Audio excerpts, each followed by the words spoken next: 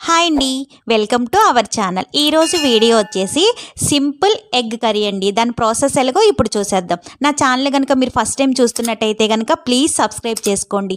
అలాగే పక్కనున్న బెల్ ఐకాన్ని క్లిక్ చేయండి, నా నోటిఫికేషన్స్ మీకు వచ్చేస్తాయి.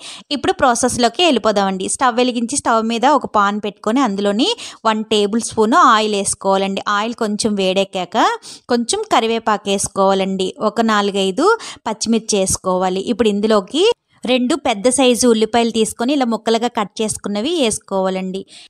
ఉల్లిపాయ బాగా వేగినంత వరకును వేయించుకోవాలండి. ఇవి కొంచెం బ్రౌనిష్ కలర్ వచ్చినంత వరకును వేయించుకోవాలి. ఉల్లిపాయ ఇలాగ వేగిపోయాక ఇప్పుడు ఇందులోకి 1/2 టీ స్పూను అల్లం వెల్లిపాయ పేస్ట్ వేసుకోవాలండి.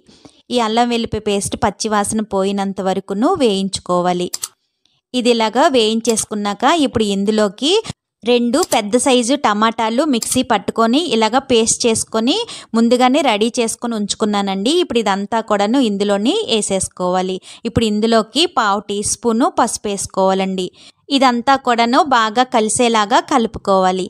ఇలా కలిపేసుకున్నాక ఇప్పుడు మూత పెట్టుకొని టమాటా కొంచెం మగ్గినంత వరకును మగ్గించుకోవాలండి. మంట మీడియం ఫ్లేమ్లో ఉంచుకొని మగ్గించుకోవాలి.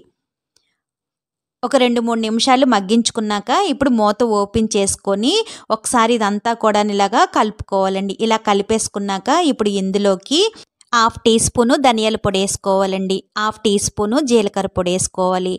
1/2 టేబుల్ స్పూను కారం వేసుకోవాలి. 1/2 టీ స్పూను గరం మసాలా వేసుకోవాలి. ఇప్పుడు ఇందులోకి రుచికి సరిపడా ఉప్పు వేసుకోవాలండి. ఇప్పుడు ఇవన్నీ కూడాను బాగా కలిసేలాగా కలుపుకోవాలి.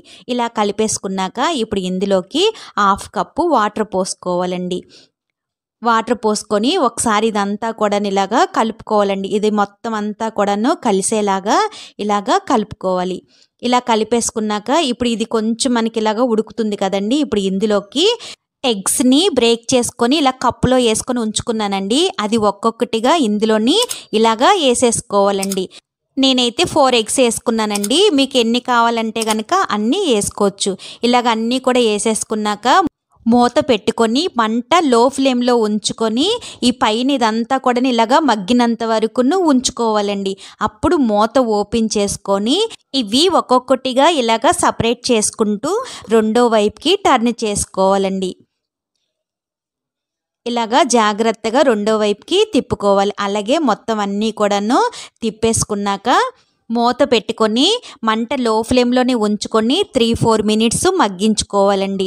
3-4 మినిట్స్ అయిపోయాక మూత ఓపెన్ చేసుకొని ఇవన్నీ కూడాను రెండో సైడ్కి ఇలాగా తిప్పుకోవాలండి. రెండో సైడ్ కూడాను ఇవన్నీ కూడాను కుక్ అయిపోయింది కదండి. ఇంకా మనకి ఇది రెడీ అయిపోయినట్టే. ఇప్పుడు దీనిపైన సన్నగా కట్ చేసుకున్న కొత్తిమీర కొంచెం వేసుకొని ఇంకా స్టవ్ ఆఫ్ చేసేసుకొని బౌల్లోకి సర్వ్ చేసేసుకోవడమేనండి. ఈ కర్రీ అనేది చపాతీలోకి, రైస్లోకి దేంట్లోకైనా సరే బాగుంటుందండి. తప్పకుండా మీరు కూడా ట్రై చేయండి. నచ్చిందండి? ఈ వీడియో కనుక మీకు నచ్చినట్టయితే లైక్ చేయండి, షేర్ చేయండి, మీ ఫ్రెండ్స్కి ఫార్వర్డ్ చేయండి. సబ్స్క్రైబ్ చేసుకోవడం అసలు మర్చిపోద్దండి. పక్కనున్న బెల్ ఐకాన్ని క్లిక్ చేయండి, నా నోటిఫికేషన్స్ మీకు వచ్చేస్తాయి. Thanks for watching.